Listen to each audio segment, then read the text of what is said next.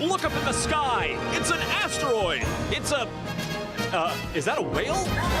No, it's Rosie O'Donnell, our hero of the day.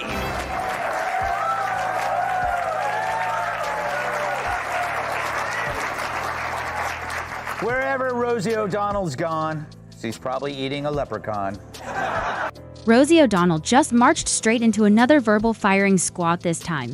Courtesy of Greg Gutfeld and Megyn Kelly, they didn't just roast her. They incinerated her with sarcasm and served it piping hot with a "you brought this on yourself" garnish. It's what happens when Rosie tries to show strength and instead faceplants into her own mess of bad opinions, the Takedown cinematic. Grab your popcorn, this one hits harder than a Hollywood tantrum and is twice as fun, and wait until you hear what they said next. Hero of the day for leaving America if Trump won and relocating to Ireland, where she's still not funny. So many celebs say they're going to do it but never do, but does she have any regrets? I have no regrets. Not a day has gone by that I thought it was the wrong decision. I was welcomed with open arms. I knew after reading Project 2025 that if Trump got in, it was time for me and my non-binary child to leave the country. If a disaster could tweet, scream at the void, and start beef with logic itself, it would sound exactly like Rosie O'Donnell. It's as if she crushed 3 Red Bulls, lost a bet with relevance, and decided to shout into the abyss. After 20 years of public misfires, you'd think she'd try something revolutionary like humility, but nope. Rosie's doubling down like someone convinced volume equals truth and rage equals insight. See Miranda, the character played by Cynthia Nixon, who is so annoying, in bed with a virgin nun played by Rosie O'Donnell. I just threw up a little in my mouth. Go ahead, roll it. Are amazing. Oh, I have never experienced anything like that. Ew. that's a nice way to wake up. Oh, you are really, really something. And? Oh my God, yes. It felt so, I don't know, electric, and yet still so natural. I never dreamed in my first time could be both those things. First time? Mm-hmm. Oh my God. I'm so grossed out, Emily. You have to talk. Rosie's public persona picture that one bitter aunt at Thanksgiving who brings no food, hijacks every conversation with unsolicited trauma stories, then demands to take all the leftovers. She's basically the human version of a microwave beeping at full volume when you're already on edge. Watching her cling to relevance feels like watching someone repeatedly crash their car on purpose and call it performance art. Trump, one of the things people love about you is you speak your mind and you don't use a politician's filter. However, that is not without its downsides, in particular when it comes to women. You've called women you don't like fat pigs, dogs, slobs, and disgusting animals. Your Twitter account... Only Rosie O'Donnell. Then in stroll Megyn Kelly and Greg Gutfeld, armed with receipts, side eyes, and the type of patience only survivors of Rosie's greatest hits could have. They're done with her repeat soundtrack "Me career wasn't my fault, everyone's against me." And the Billboard chart topper, "Blame Trump and literally everyone but Once me." you've decided against all evidence and reality that you are the good guy, you can excuse anything. They even push the myth that Musk is in it for himself. Have you seen Tesla's stock lately? It's lower than Rosie O'Donnell's testicles.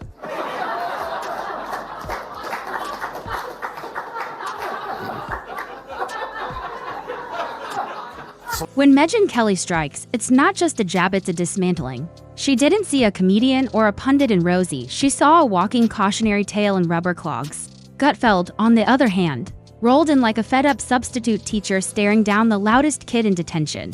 One glance at Rosie's latest monologue and he dropped the now iconic "Nup, not today, piglet." That moment captured every American just trying to sip their morning coffee.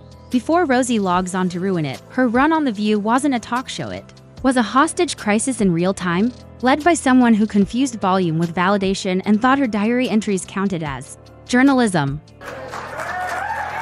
Hey, apparently America couldn't be happier, but like I said, she's our hero of the day for doing what so many other celebs don't have the guts to do.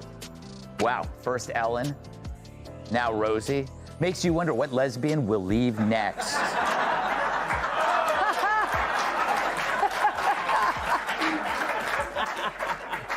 Julie, she seems miserable, and it doesn't really matter where she goes. She's trying to get away from whatever is inside her, because I looked at her and I go like, wow, she has changed. Rosie debates like a foghorn, loud, confusing, and impossible to tune out. Ask her a question and you'll get a 10-minute spiral on gluten, patriarchy, weather conspiracies, and somehow her Netflix password. Gutfeld tried to decode her latest rant and tapped out halfway through. Honestly, to understand Rosie, you'd need a chaos theory degree and a translator fluent in nonsense. And no matter what the topic, she's mad at billionaires, happiness, appliances, society, and mostly that the world kept spinning without asking if she was okay. Spoiler, she wasn't. Megyn Kelly just said what the rest of the internet has been whisper-screamingeries. Please, for the love of dignity, stop. The meltdown isn't a movement.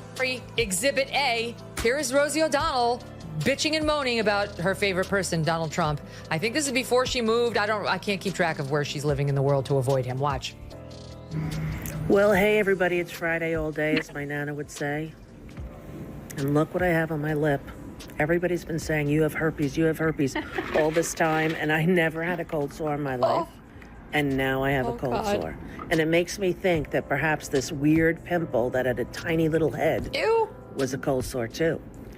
And so I talked to my doctor today, and I did a video telehealth, and they said that it's not a cold sore, it's some reaction to the... And really, what is Rosie even famous for these days? Name a project she's done.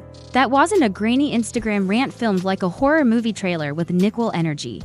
Her main gig now seems to be shouting at clouds in a Clarence Sieben hoodie. As for acting, she played herself in every role, allowed, agitated, and allergic to nuance. If typecasting was a sport, she'd have a trophy engraved, most likely to yell in every scene. Her social media, it's like feeding a drama queen into a blender, tossing in politics, old Facebook vibes, and pure chaos. Reading her posts feels like watching someone perform open heart surgery on their own reputation with a spoon. It's the same thing with Rosie. You know why she's leaving, right? We know why she's leaving. It's literally an ego trip. Once nobody likes you, you just leave. So when are you leaving, Jesse? It's such mundane commentary. Oh, we agree. You're so enlightened. Oh, I agree with her. Oh, shut up. She's lying to you. She's not leaving because you're... By the way, if you keep your home in America, you're... Every time Rosie gets ratioed online, she wears it like a trophy, like digital humiliation is some kind of activist resume. No, Rosie. Getting roasted on Twitter isn't bravery, it's just what happens when you keep logging on uninvited. Gutfeld compared her hot takes to fortune cookies from a dive bar, cryptic, greasy, and ultimately disappointing. Interacting with her posts, he said, feels like being trapped in a group chat with a drunken raccoon who just discovered Wikipedia. Meanwhile, Megyn Kelly went full scorched earth, unearthing Rosie's career missteps like an archaeologist sifting through fossils of bad sitcoms and even worse opinions. It felt like a courtroom drama where Rosie was both defendant and her own worst witness. She once said she was misunderstood, but Rosie, misunderstood is when people mistake your silence for arrogancy or about as misunderstood as a foghorn in a monastery. The truth isn't that we don't understand Rosie O'Donnell, it's that we don't deeply regret it. Remember her attempt to rebrand as a mental health advocate? Bold move, considering her main strategy is public meltdowns followed by yelling, "Take me seriously." That's like a tornado demanding a seat on the Weather Channel. Rosie O'Donnell told CNN it's heartbreaking to watch Donald Trump destroy the country from her new home of Ireland. Meanwhile, Ireland told CNN it's heartbreaking that there's not enough Guinness to make Rosie O'Donnell look pretty.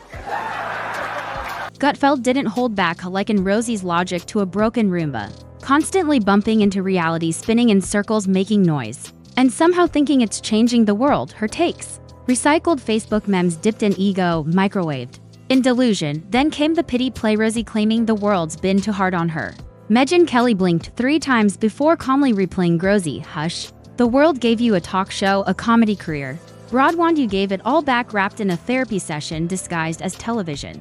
Rosie treats interviews like confessionals, but instead of owning anything, she indicts the universe and cries over her crunchy salad. Every single time, she lands on, "You don't know what I've been through," and honestly we don't. Because the story changes every 5 minutes, and of course others her lifelong feud with Trump.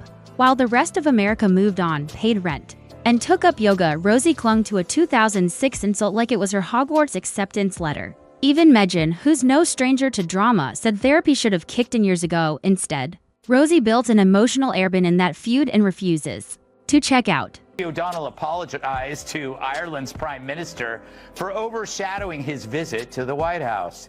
She also apologized for overshadowing the Western Hemisphere.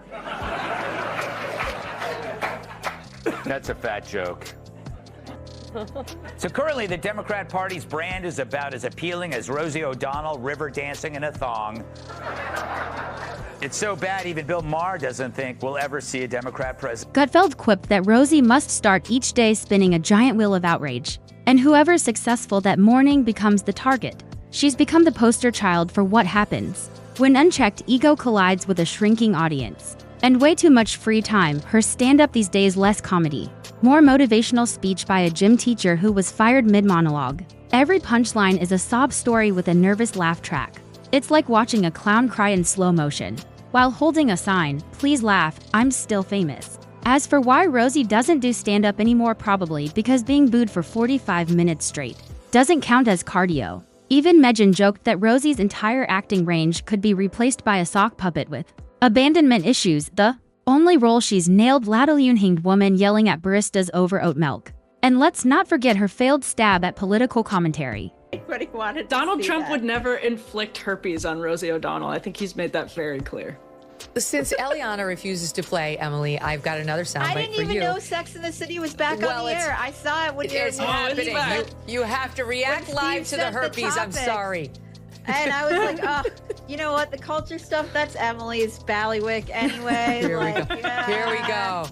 Here's another beauty. This is Rosie in another scene singing to Miranda. Enjoy. Because I knew you. Because I knew you. I have been changed for good. That's from Wicked. I take Eric.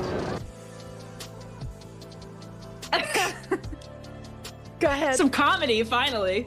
Finally, Rosie O'Donnell. Once, Rosie tried to lead a panel on climate change and ended up comparing it to her broken AC in a panic attack. Somewhere in Sweden, Greta Thunberg probably felt a disturbance in the force. Rosie sees herself as a truffler, but if truth had a restraining order, she'd be the reason. Her version of facts is whatever she screamed into a pillow at 2 a.m. and decided was profound. Imagine Alex Jones in sweatpants, but with show tunes. That's Rosie. Gutfeld compared her political takes to spoiled milk, somehow still in the fridge, still stinking, still ruining every cup of coffee it touches. Her conflict resolution, outing the other person until they give up. It's not debate, it's WWE. Minus the muscle, charisma, or dignity. Megan summed it up. Watching Rosie argue politics is like watching a cat try to bark. Technically entertaining, sure, but mostly just sad and very confusing.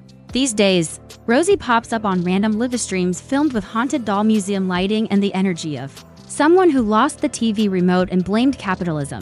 Each stream is an awkward cry of "remember me," followed by "why won't anyone book me?" The answer is simple, because we've all seen what happens when Rosie grabs the mic, and no one wants a front row seat to another slow motion meltdown masquerading as a comeback.